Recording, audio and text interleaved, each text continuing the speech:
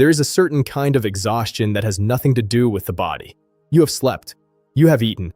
You have, by most reasonable measures, done everything right. And yet something inside you remains taut, slightly wrong, like a string tuned just a fraction too high.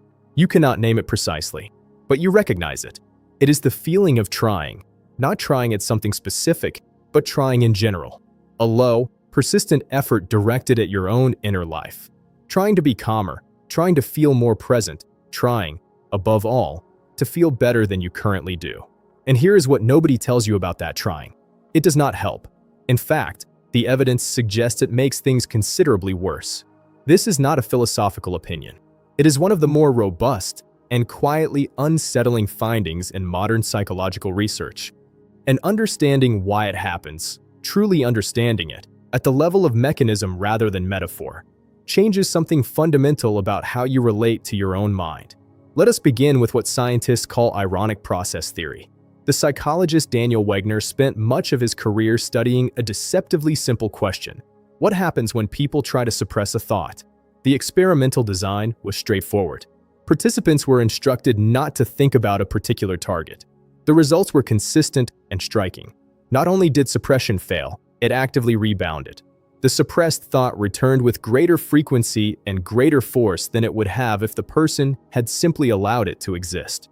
Wegener called this the rebound effect, and the mechanism behind it reveals something important about cognitive architecture.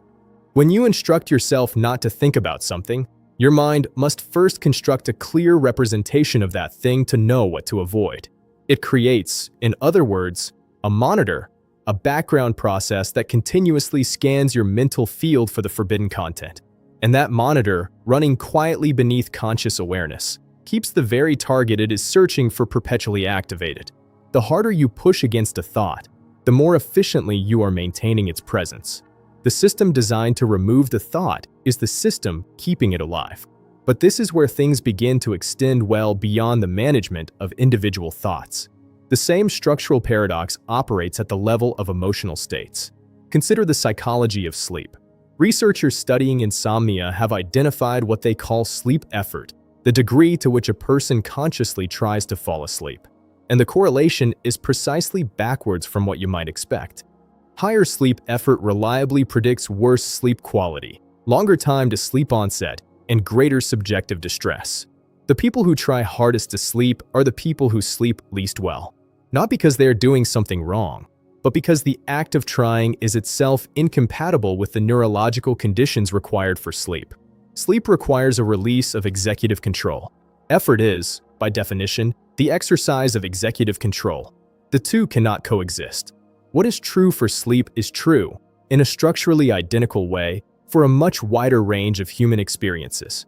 Psychologists studying social anxiety have found that the conscious effort to appear confident frequently produces the opposite effect.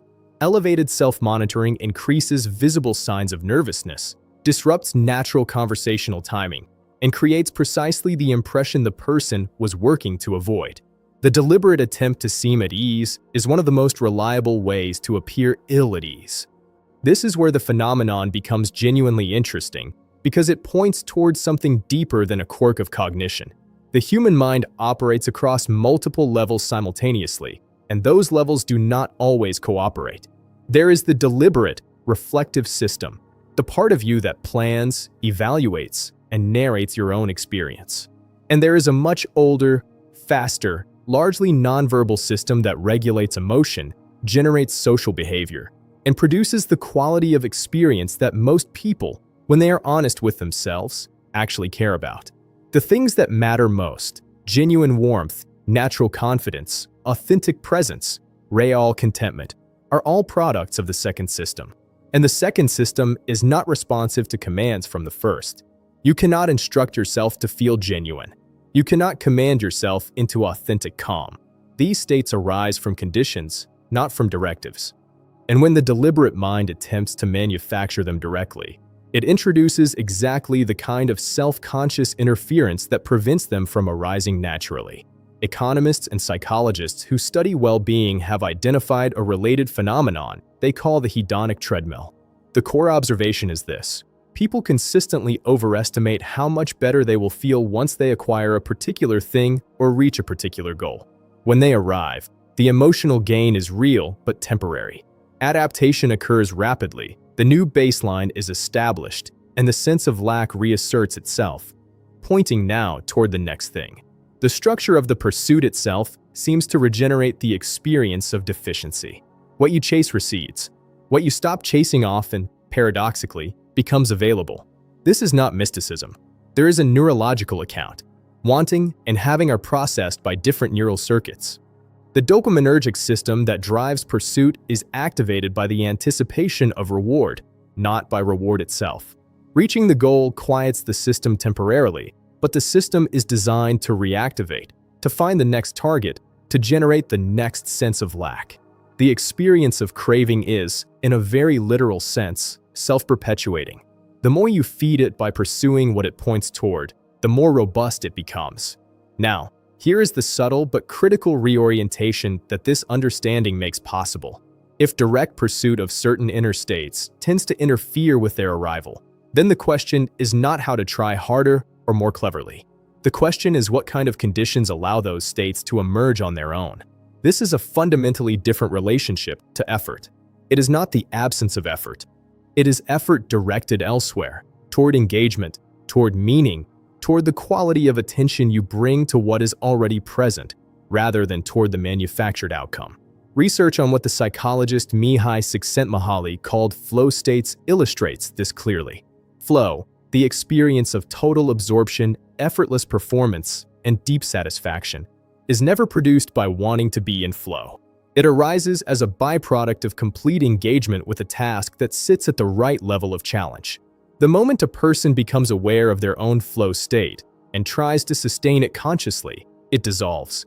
The self-monitoring that is so useful in ordinary deliberate life is precisely what flow requires to be absent. Contentment, in these moments, is not achieved. It is what remains when the effort to achieve it stops.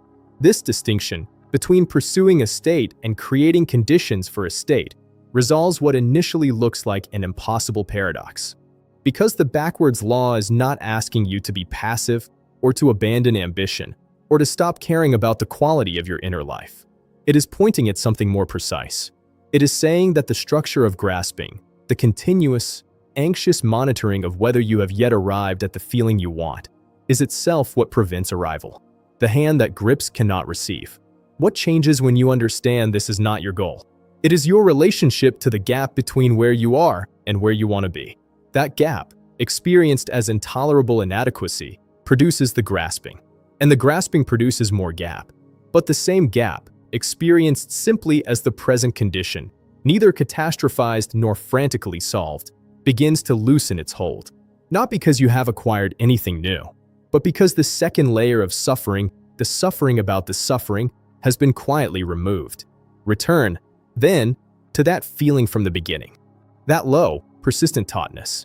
That sense of trying in a direction you cannot quite name. Perhaps it is not a problem to be solved with greater effort, a more refined strategy, or a more determined pursuit. Perhaps it is precisely what happens when the mind turns its full corrective attention on itself and finds, inevitably, that it cannot grip what it is looking for. The thing you are reaching toward is not further away than you think. It may simply be in the direction you stopped looking, the one that opens when the reaching, finally, goes quiet.